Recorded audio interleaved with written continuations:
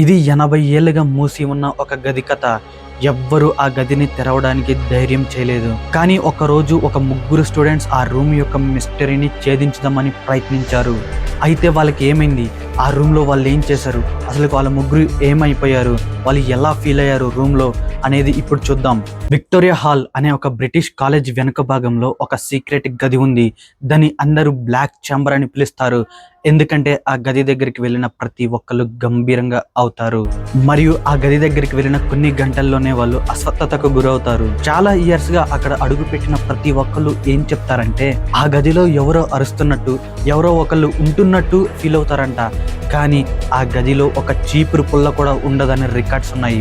But still ఆ గది దగ్గరికి వెళ్ళిన ప్రతి ఒక్కళ్ళు ఆ గదిలో ఎవరో బంధించబడి ఉన్నట్టు ఫీల్ అవుతారంట. 2023లో అదే కాలేజీకి చెందిన ముగ్గురు స్టూడెంట్స్ అన్వేష్, రియా, ఫహీమ్, ఈ ముగ్గురు స్టూడెంట్స్ కలిసి వాళ్ళ కాలేజ్ మ్యాగజైన్ కోసం ఆ గది పైన డాక్యుమెంటరీ తీయాలనుకుంటారు. 3 రోజుల పాటు ఆ గదిని పరిశీలించాలనుకుంటారు. మొదటి రోజు ఆ గది బయట నుండి ఫోటోలు తీయడం స్టార్ట్ చేస్తారు. మొదటి రోజు రాత్రి రియాకి కలలో తనని ఎవరో పిలుస్తున్నట్టు, తనని ఎవరో లాగుతున్నట్టు, తనని గట్టిగా అరిచి పీస్తున్నట్టు ఫీల్ అవుతుంది. రెండవ రోజు ఆ గదికి దగ్గరగా వెళ్తారు. గది దగ్గరికి వెళ్ళిన తర్వాత ఆ ముగ్గురిలో ఒకడైన ఫాహిమ్ ఆ గది పైన ఉన్న రక్తపు మరకలు చూస్తాడు.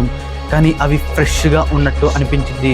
కానీ ఆ రూమ్ దరిదాపుల్లోకి వెళ్ళడానికి ఎవ్వరికి పర్మిషన్ ఇవ్వరు ఆ కాలేజ్ మేనేజ్మెంట్. 3వ రోజు వాళ్ళందరూ ఆ రూమ్ తలుపు తీసి ఆ రూమ్ లోకి ప్రవేశించారు. వాళ్ళు ఎంటర్ అవ్వగానే వాళ్ళకి ఉమ్మడి విగ్రహంలో మానవ ఆకారంతో ఒక విగ్రహం కనపడింది. ఆ విగ్రహాన్ని చూసి వాళ్ళందరూ నవ్వుకున్నారు.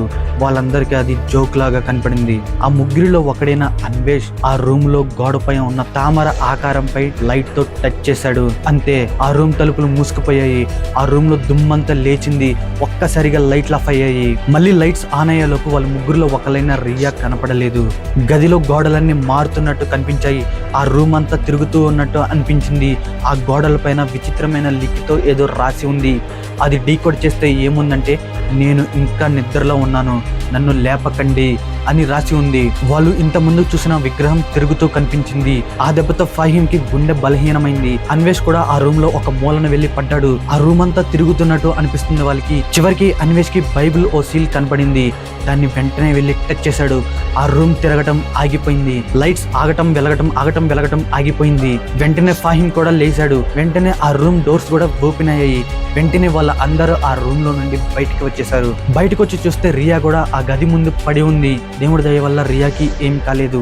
వీళ్ళ ముగ్గురు వెళ్ళి ఆ కాలేజ్ ప్రిన్సిపాల్ కి వెంటనే వాళ్ళ అనుభవాన్ని చెప్పారు.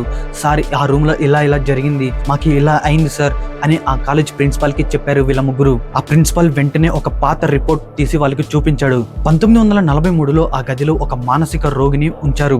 అతనికి సరిగ్గా మతిస్థిమితం లేకపోవడంతో అతను సూసైడ్ చేసుకుని చనిపోయాడు. అప్పటి నుండి అతని ఆత్మ ఆ గదిలోనే బంధించబడి ఉంది. అతని ఆత్మ శాంతించడానికి బ్రిటిష్ వాళ్ళు బైబిల్ ఓసిల్ ని ఆ రూమ్ కి పెట్టారు. అది కాస్త ఈ ముగ్గురు స్టూడెంట్స్ డిస్టర్బ్ చేశారు. ఇప్పుడు ఏమైంది అనేది పార్ట్ 2లో చూద్దాం. వీడియో నచ్చితే లైక్ కొట్టండి అండ్ ఇలాంటి ఇంట్రెస్ట్ వీడియోస్ కోసం మన ఛానల్ ని సబ్స్క్రైబ్ చేసుకోవడం మర్చిపోవద్దు. పార్ట్ 2 కావాలనుకున్న వాళ్ళు కామెంట్ చేయండి. మళ్ళీ కలుద్దాం నెక్స్ట్ వీడియోలో.